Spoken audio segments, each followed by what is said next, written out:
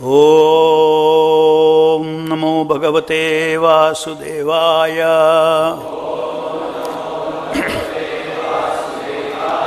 Reading from Srimad Bhagavatam, 4th Canto, Chapter 11, text number 18.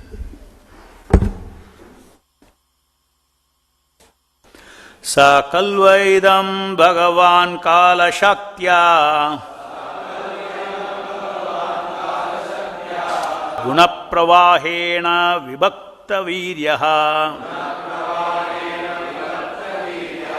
Karoti Akartaiva Nihyanti Ahanta Eshta Vibhuna Kaldirvibhavya. Translation and purport by Srila Prabhupada Ki Jai. The Supreme Personality of Godhead, by His inconceivable supreme energy, time, causes the interaction of the three modes of material nature. And thus, the varieties of energy become manifest. It appears that He is acting, but He is not the actor. He is killing, but He is not the killer. Thus it is understood that only by His inconceivable power is everything happening. Purport. Durvibhavya means inconceivable by our tiny brain. And Vibhakta Virya means divided in varieties of potencies.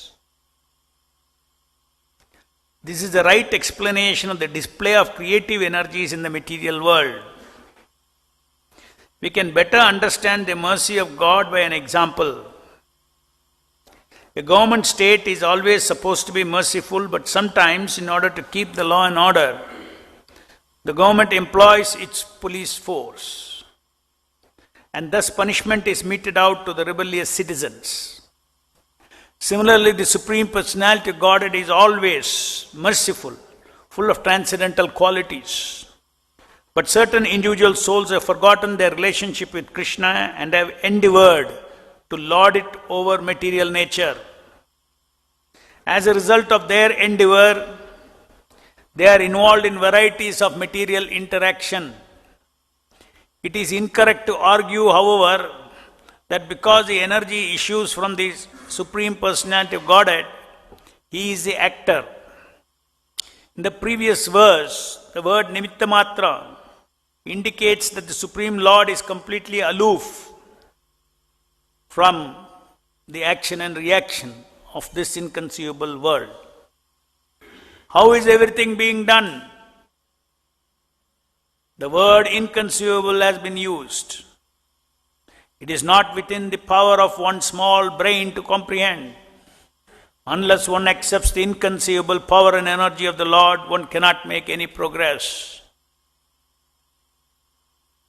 The forces which act are certainly set up by the Supreme Personality of Godhead, but is always aloof from their action and reaction. The varieties of energies produced by the interaction of material nature produce the varieties of species of life and their resultant happiness and unhappiness. How the Lord acts is nicely explained in Vishnu Purana. Fire is situated in one place, while the heat and light produced by the fire act in different ways. Another example given is that the electric powerhouse is situated in one place. By its energies, many different types of machinery move. The production is never identical with the original source of energy, but the original source of energy, being the prime factor, is simultaneously one and different from the product. Therefore, Lord Chaitanya's philosophy, Achintya Bheda Bheda Tattva, is perfect way of understanding. In this material world, the Lord incarnates as three forms as Brahma, Vishnu, Shiva, by which He takes charge of the three modes of material nature. By His incarnation of Brahma, He creates. As the incarnation of Vishnu, He maintains. and as his incarnation of Shiva, he also annihilates. But the original source of Brahma, Vishnu, Shiva, Garbhodakshaya Vishnu is always apart from these actions and reactions of material nature.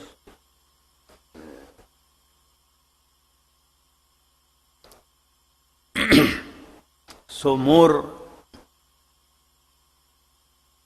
detailed explanation is being given by Swayambhuva Manu to Dhruva Mahārāja, how this material world operates.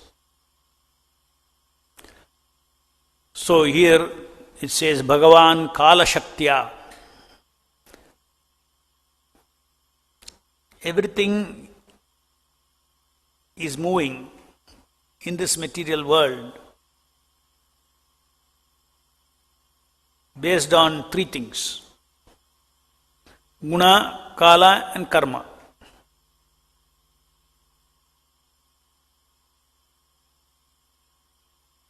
Now here further deeper knowledge is given that the Shakti that moves everything is Kala Shakti.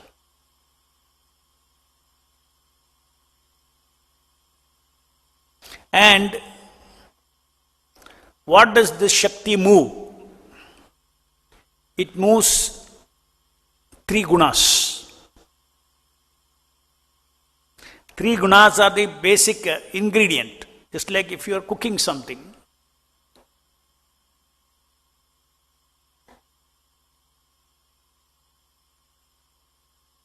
you are the cook, you are the one who moves the ingredients. What is in the pot is the three gunas.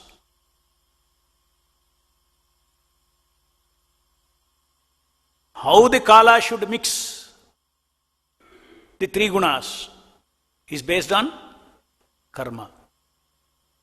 So thus you see by the combination of guna, kala and karma, everything is moving in this world.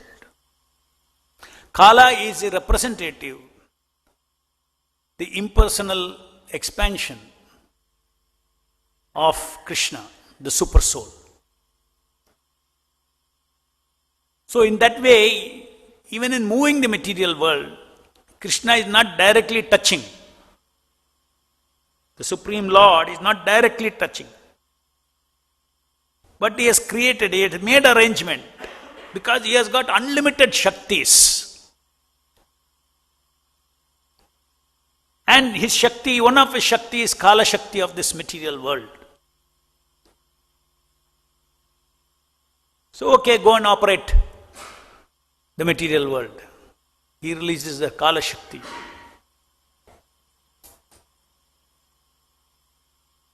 That was described earlier, three modes of material nature first, and then Mahavishnu glanced over it.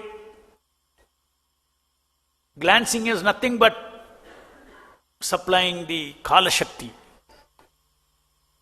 to the Mahat Tattva, the basic ingredients of creation of the material world, which is three gunas. Of course, the way we have to understand the three gunas in the material world, three gunas have no meaning without Kala. Because everywhere, when I say gunas, as described by Krishna, what is Sattva-guna, what is Tamo-guna, what is Rajo-guna, Krishna is describing it in its operational mode. That means already Kala is there. Kala is a force that gives that tamasic effect, rajasic effect on the soul, or sattvic effect on the soul.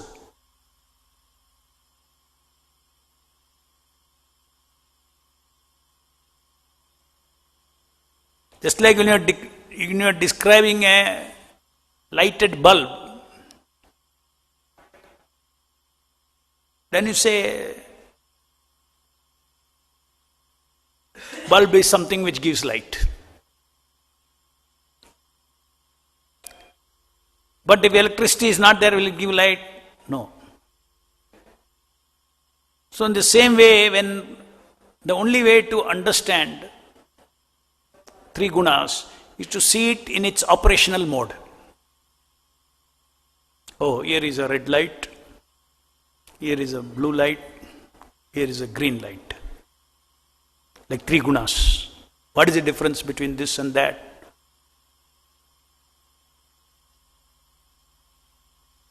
One gives red light, one gives blue light, one gives red light.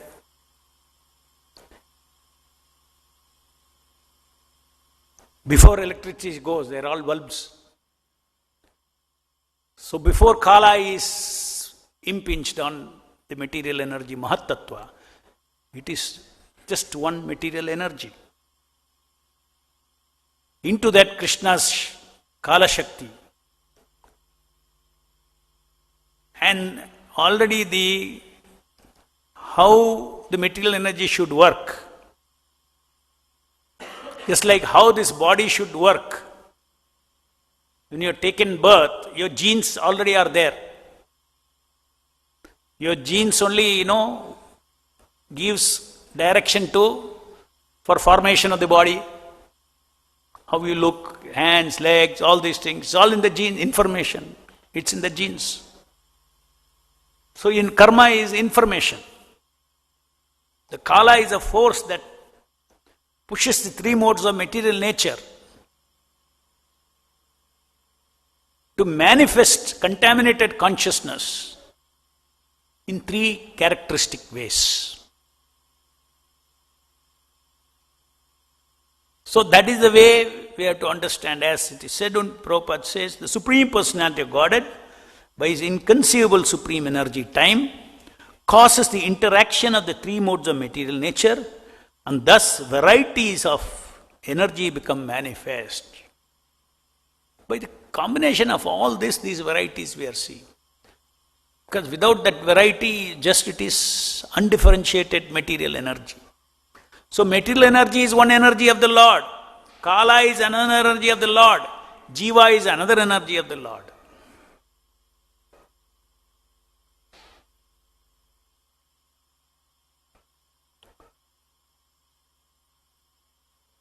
So Prabhupada explains here that one should understanding God, we should understand as explained by Chaitanya Mahaprabhu.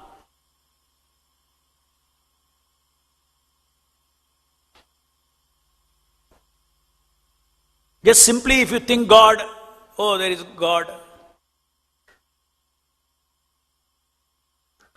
I am there, like that there is a God.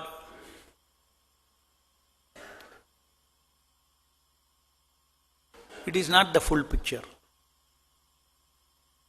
Anytime you think of God,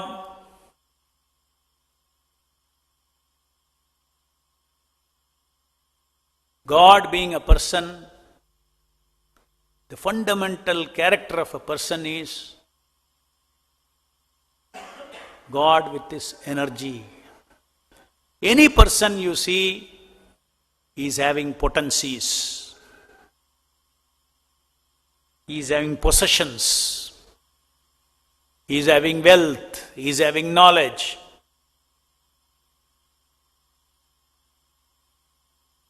He is having paraphernalia for his pleasure. So a person means Sat Shakti, Chit Shakti, Ananda Shakti is always with him, possession. So total absolute truth is not just Surya with his effulgence.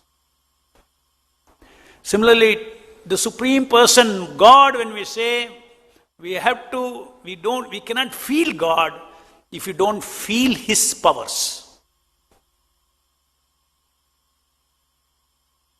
You cannot feel a person without feeling his possessions, without feeling his desire, without feeling his Shaktis.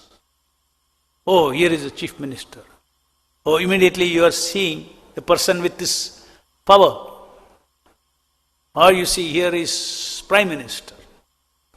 Or here you see, here is a billionaire, here is Mukesh Ambani.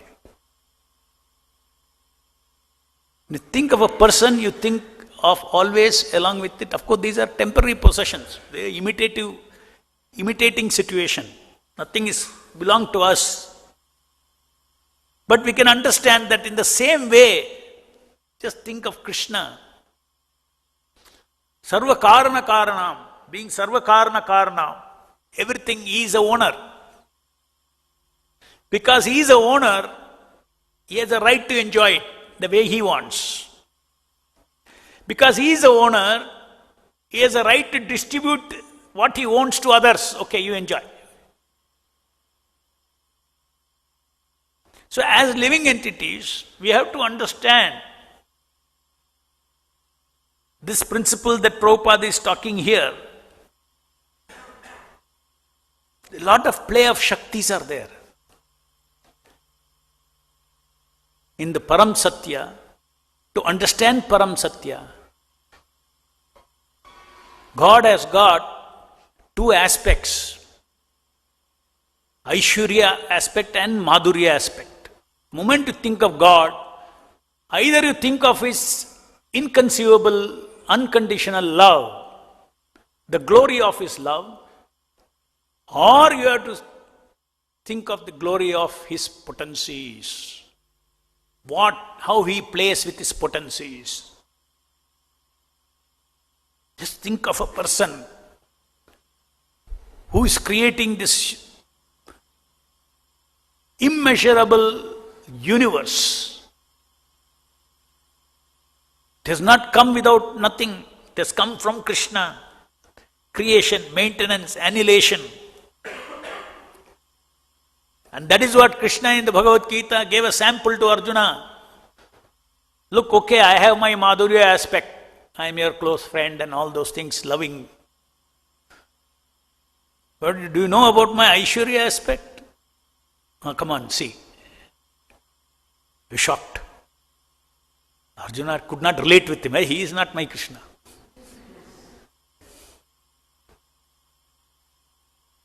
But always in the background, even Arjuna knew, even all gopis knew, even Nanda Maharaj, Yashoda, all the residents of Vrindavan knew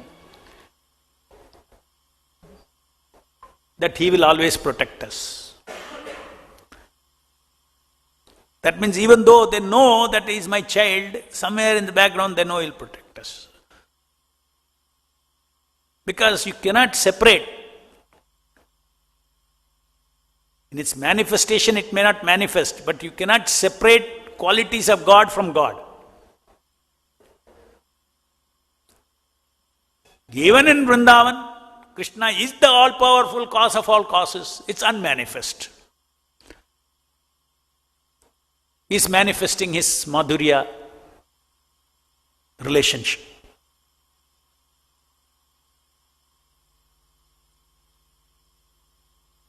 So therefore in Bhagavatam, all aspects of the Lord are described and revealed by Vyasadeva from beginning to end. His Aishwarya aspects and Madhurya aspects. Suppose the Lord did not have Jiva Shakti, where is the Madhurya between whom? To loving pleasure means two persons. Correct? So Jiva Shakti is also eternal. And in order to facilitate Jiva Shakti's desires, the Lord creates material energy and He sends forth a mixing power, Kala. Kala is impersonal. Just like judge is impersonal. Judge cannot be biased. Is it not? If now what to do? This man has to be hanged. I am feeling very bad. Then judge cannot do his job. If he deserves, done. Hang him.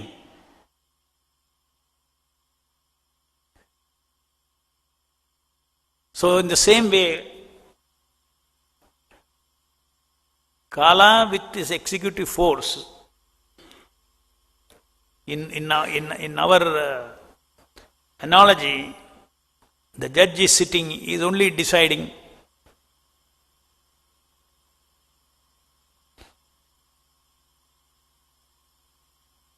The one who executes it is Kala.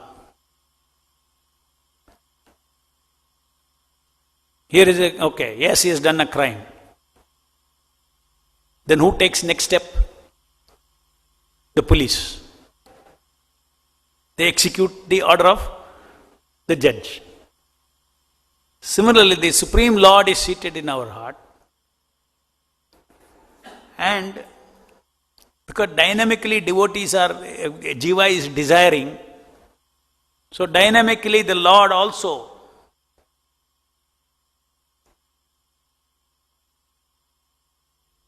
gives judgment, which is automatically carried out by Kala. So in that sense, it is again explained here that the Lord is the doer. If somebody is killed,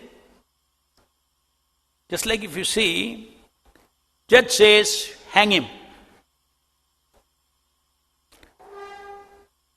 Will you tell him the judge killed him? You won't. So you need to simultaneously understand all these things. So Krishna is ordering to be killed, but he is not the killer. And there is a reason why he is ordering. So that's why when we say not a blade of grass moves without his sanction, we should not think that he is whimsically acting. He is sanctioned because of your karma. Or in the case of devotee, he is sanctioned because of his mercy. Another thing starts playing, relationship with the Lord. And then, according to that relationship, ye yatha mam prapadyante tam sthiti bhajamyaham, he reciprocates. He wipes out karma factor. Can change the destiny of the devotees. Now normally come to this now. Here it is a question of the entire material world is running on Papa and Punya. And this Papa and Punya are all recorded, all these are observed. It is not that Paramatma is seated in our heart and he is noting down all Papa and Karma. No. His agencies are taking care. Okay, this is his Papa account. This is his. Who does that? Vakil. The lawyers present the case, is it not? So, the prosecution present the case of the criminals, against the criminals. So, in that sense, we have to understand this statement of Prabhupada, that he is simultaneously the doer from one plane. If you see, Krishna, not a blade of grass can move without his sanction. At the same time, lot of other factors play as to how he sanctions. After some matter has happened, there is no use crying over it. It's over. Decision given, over. Yesterday is over.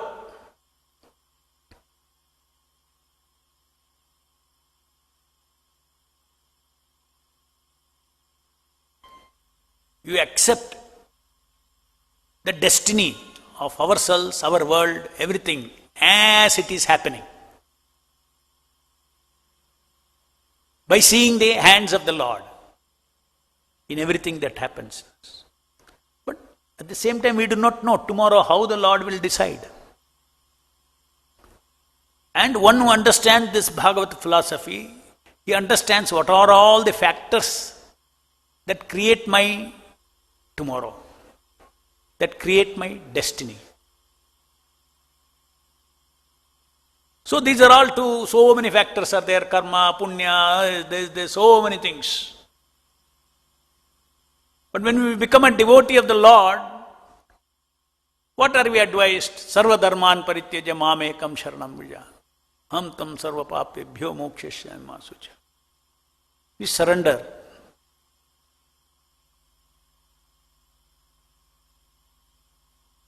We surrender to Him to decide our destiny of life, including when to die. My destiny. I have come with so many prarabdha karma. What you want to do with all those prarabdha karma? And within this life, what is the destiny that you have? I don't know, but Super Soul knows. It is not that just because you have missed out, you cannot become something. No. Your destiny is there, you will become that. Even karmis. They think that now is there, now another 20 years, what I should become. I should do this, then I will become that. But those are all already milestones are destined. Everybody, every living entity in the material world, when he is born, his destiny, he is given a sense of free will, but actually his destiny, material destiny is fixed. I don't know, but the person doesn't know. But the fact is that it is fixed. There is a Lord in the heart who knows. Suddenly you realize, oh my God, what I will be after 20 years, 30 years? Oh, somebody knows. Yes, Paramatma knows. And in the case of devotee, he knows and he modifies it the way he wants. Our destiny, devotee's destiny changes. So we should never be ambitious in the material sense in this world. Just because you are ambitious, you became that. No. The devotee thinks, because I handed over my destiny to the Lord, away from, want to escape my destiny from Kala, I want to hand over to my Guru and Krishna. I am now very peaceful. I don't think of my tomorrow. I don't think of my future. I don't think till death what will happen to me, including devotional service. What kind of service you will do, what kind of preaching you will do, all those things. The devotee is completely peaceful. My life is in the hands, my todays, my tomorrows are all in the hands of the Lord. So he becomes free from all anxiety, na sochati, na kankshati. And his only thing is always ready to serve, always ready to engage in devotional service, keeping away from illusory services to illusory false egos.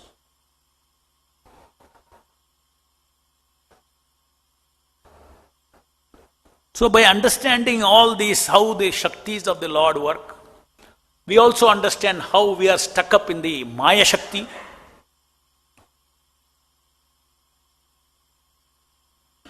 How we are stuck up in the Maya Shakti.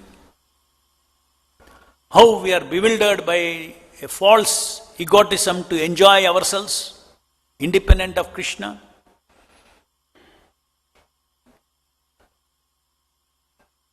Similarly, the Supreme Personality of Godhead is always merciful and full of transcendental qualities, but certain individual souls have forgotten their relationship with Krishna and have endeavored. That means they endeavored, they put chesta to lord it over the material nature. As a result of their endeavor, they are involved in varieties of material interaction. So this is a way. This is why we are stuck in this material world. So there is a revelation. Now I want to, how to get unstuck from this egotism that I am this body and I am the enjoyer of this body, I am an independent enjoyer. How to come out of this?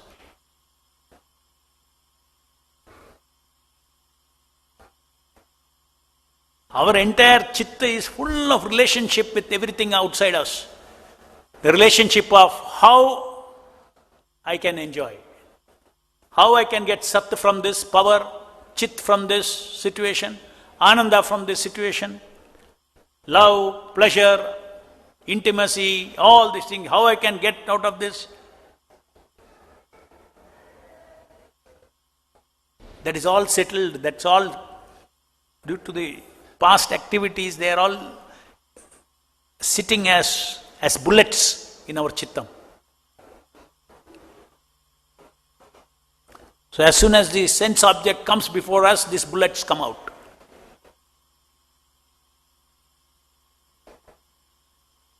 The sense object outside is only a trigger because matter does not have pleasure. Your interaction, it is a bullet. Your distorted perception of people, object, situations, activities as all meant for my enjoyment. That is where you manufacture this bullet in your head, in your chitta. If there is no bullet in the gun, you press the trigger, anything will happen? No. Similarly, all the bullets in the head, in the heart, they are all cleaned by Cheto Darpana Marjana. If that is cleaned, what is the trigger? Trigger is the outside sense object. It's only trigger, there is no pleasure there. Bullet was inside, the perception of that object in your head is the bullet. Illusory perception that it is for my enjoyment. You clean your perceptions, there is no sense object at all in this material existence. Nothing to enjoy because matter is matter. Only it is energy that is to be engaged in service of the Lord. So that is the whole process of, shortcut process of cleansing our subconscious mind, our chittam, which is full of these memories of our past pleasures, perverted pleasures. And in this way that is a main trap, and that trap is cleansed by chanting Hare Krishna, Krishna Krishna, Hare Hare, Hare Rama, Hare Rama, Hare Hare. Then somebody may say, okay, Hare Krishna alone is enough, why I should separately endeavor to control my senses? Yes, it is a fact. Why every day 16 round chanting? You chant one syllable of the Hare Krishna Mahamantra. The Shastra says that is enough to clean the entire chittam. Hare, then why Krishna is not, I am suffering so much with so much lust and all these things. I want to go back to him, I don't want to enjoy sense gratification, but I am pushed into sense gratification. I am chanting 16 rounds every day. And the Shastra says one utterance is enough to cleanse everything. Why it's not happening? Because we have got two problems. One problem is our past, that is chittam. In the chittam, all the contaminations that are residing there. But who is the generator of this? It is the soul. It's the soul, out of its pleasure attitude, independent of Krishna, he has generated these things. Unless that disease is cured, what is the use of cleansing? Cleansing is for the sake of the soul. The soul should get cleansed. If immediately you are going and dirtying yourself, whoever is cleansing will be interested. Suppose somebody comes and sweeps, cleans the floor outside your house. And then as soon as the person goes, you put all dirt inside. Then the person will come again and clean. Again you put. So is there meaning in cleansing? No.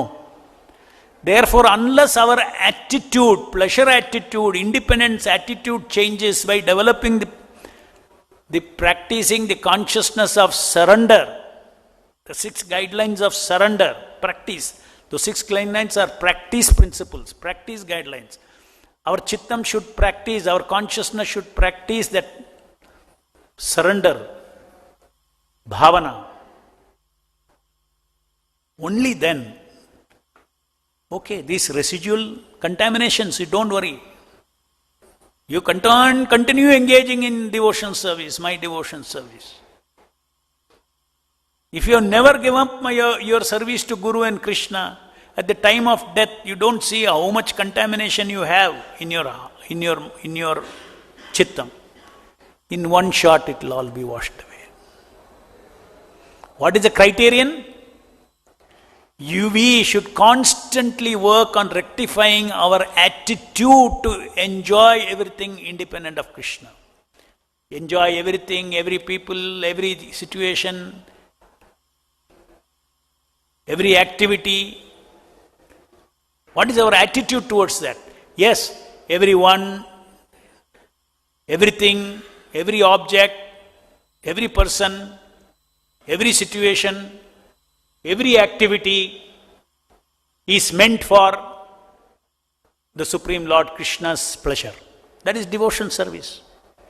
We are changing our whole pleasure attitude. We are all meant for pleasure. Anandamayobhyasat is the principle of existence, is ananda, love and pleasure. So that love and pleasure is not only for Krishna, it is for all the jivas also. But if you don't want the pleasure of being with Krishna, partaking of his pleasure, if you don't want, okay, I am a tiny living entity, I will take your sanctioned pleasures, prasadam pleasures. I will take pleasure in seva pleasure. Unless we come to this attitude, once this attitude comes, everything else happens. That is why it is said that the 10th offense is what? Of the holy name? To maintain material attachments in spite of So this maintaining material attachment is what? Aham mameti. So this aham mameti is an offense to the holy name. So offense to the holy name. So that attitude of aham mameti changes, all old aham mameti, material attachments, all will get wiped out. That is why it said maintaining those attachments means what? Maintaining. It is not about you having attachments. What is the 10th offense? To maintain. I still want it. Now so many attachments are there and you tell I don't want it. That is, even if those attachments are there, it is not an offense. So the soul's attitude of independent enjoyment, independent existence, independent knowledge, independent bliss. These 3 are the contamination or the hope of the living entity. That is why Krishna says that nirahankara, nirmama, and nirapeksha, free from any hope and desire in this material world. So that is the way we should do nirahankara, nirmama and nirapeksha japa. Practice that, it will be so wonderful.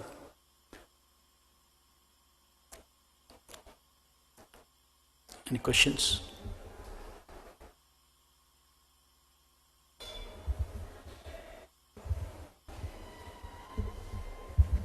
Hare Krishna Prabhu. Hare Krishna. Prabhu, you said that even becoming something is also destined.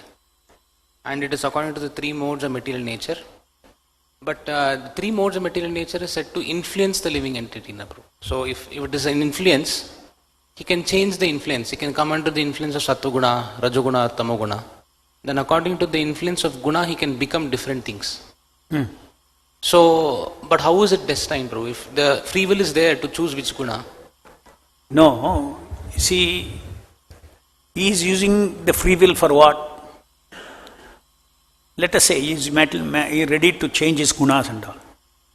If his desire is material desire, he wants a very nice life, good life, healthy life, peaceful life, Sattva-guna.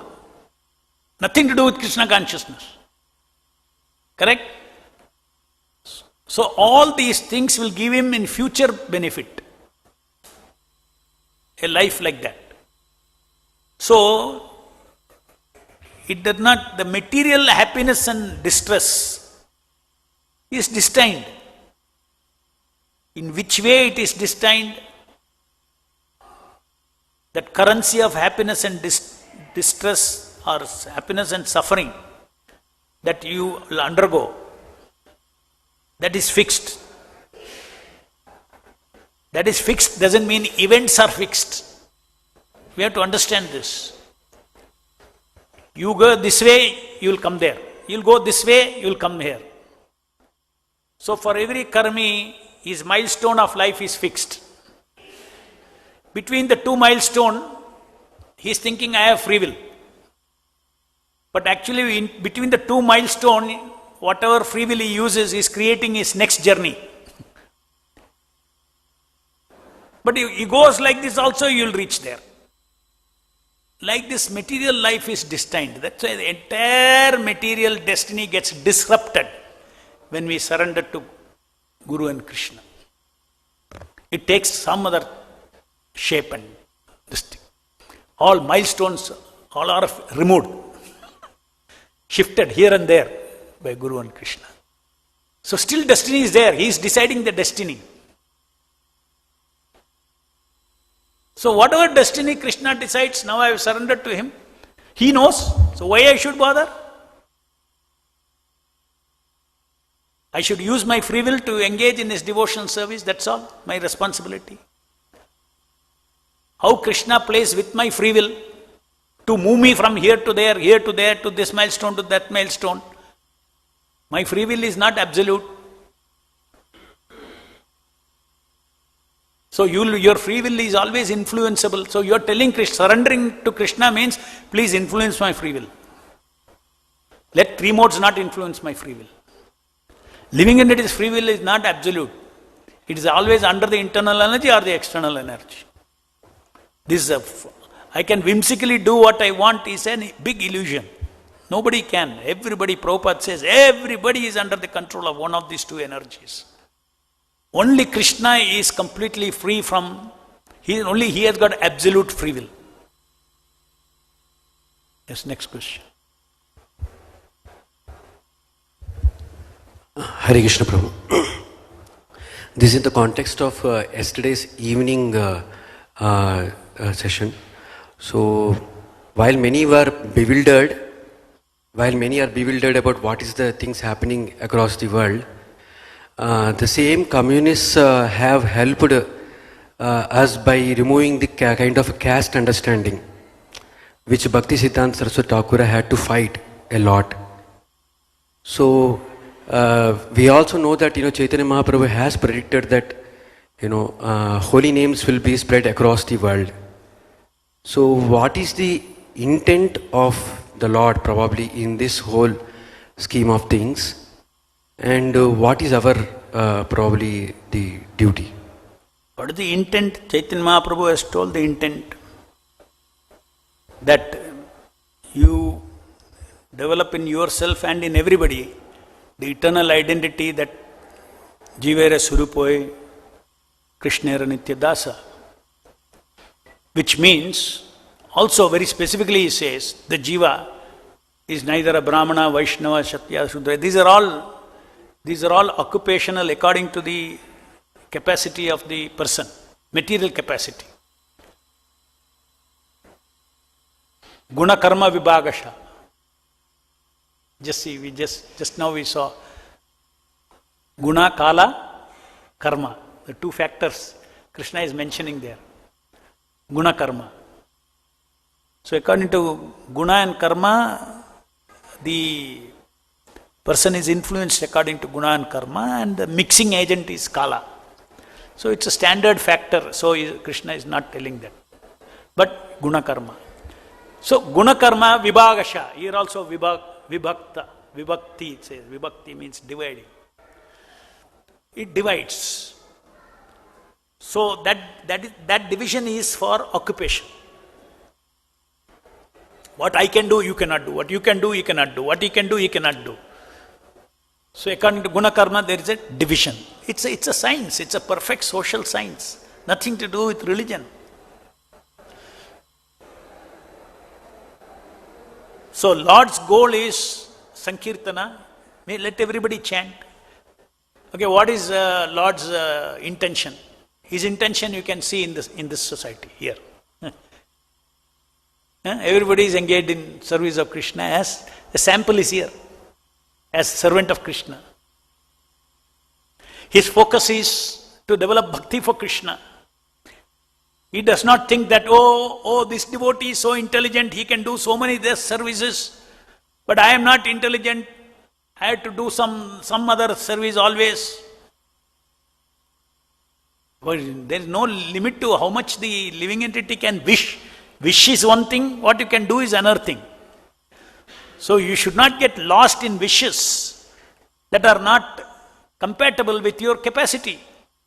Then you will always be distressed. Your capacity is something, do according to that, even in devotional service. Krishna changes that capacity, then it again changes. Krishna can give any ability which you are not born with as a prarabdha karma.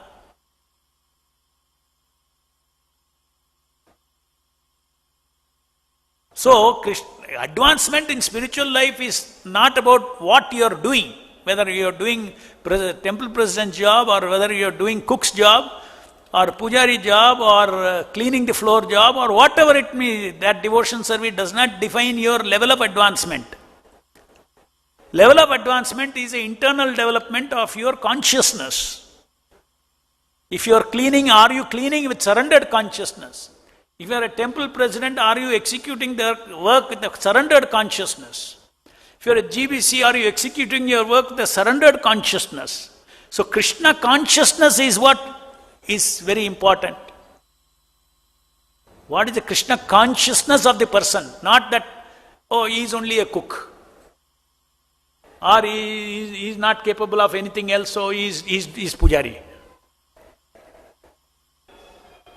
Capability are all accidental, incidental. What you have, I don't have. What I have, you don't have.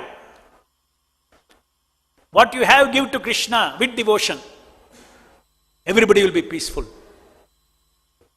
Everybody will be peaceful. So in the outside world, this is what is happening. They don't want to accept this.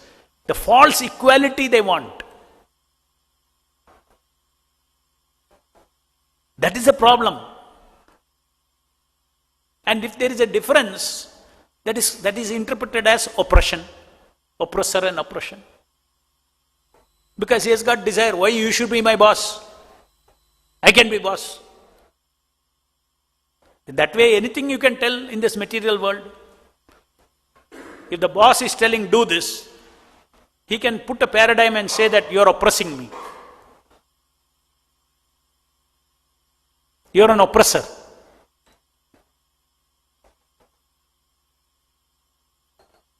So anyway, all these are speculative Maya games. It is not very serious if people take up to chanting Hare Krishna Mahamantra. Their goal will be Krishna consciousness, not material ambitions. In this life I will become this or that or what. Even within the preaching mission. Whether I will do big service, small service, no. Biggest service is to oneself. That big service we should always aim for. What is that? To become Krishna conscious. Everybody should have ambition for this big project. All other projects will come behind you. As decided by Krishna. May be small, it may be big. I don't have measurement of that. It is not a transcendental measurement. The real measurement is, am I able to give up my attachments? Am I able to get attached to the holy name? This is a project. Yes.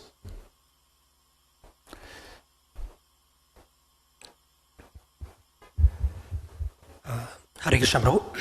Prabhu, as you have mentioned that matter doesn't have a pleasure. Doesn't have? Doesn't have a pleasure. Pleasure. For example, if I have a mango, I feel the sweetness of mango, so, which I feel is a pleasurable. So is this only my perception that mango is sweet, or the sweetness of mango is actually a pleasure? How do I understand this better, Prabhu? Yes. That is why there is something called, actually the pleasure that is coming from the mango is not coming from the mango. Yesterday I explained that. You cannot taste. Krishna does not convert that in and gives you a taste. In the spiritual world, a mango doesn't need that conversion. You put it directly, your spiritual senses directly take pleasure. You say, mango has pleasure. It is a Satchidananda mango. But here it is a matter mango. When you put it on the tongue, Krishna has to create an illusion of the spiritual world. So our belief does not change. Matter does not. If I am tasting mango, it is because of Hare Krishna, Krishna Krishna, Hare Hare, Hare Rama, Rama Rama. If I am seeing some beautiful things, it is because of the sense of beauty that external beauty, so-called beauty, configuration of what I see is converted into beauty by the Lord in the heart. So therefore it is said, therefore devotees feel very embarrassed in sense gratification. Oh my God, I am making my Lord sanction these things, which he is not very pleased with. I should not displease him. But he is so unconditional. You want to enjoy sinfully also, lelo. For all jivas, he has given this. He is traveling with the jiva and giving this opportunity to enjoy material world where there is no enjoyment. Intrinsic quality of pleasure is not there in the mango. So this minimum pleasure, sense to sense object contact pleasure, is a reality. As far as experience is concerned, it's a reality. There is pleasure in this material world. But that we amplify it in so many ways. So it is called objective pleasure. Object, subject pleasure. You put a rasgulla on your tongue, you will feel taste. You will feel the taste. If you go beyond bodily concept, the taster itself is not there, so where is the question of taste? Is it not?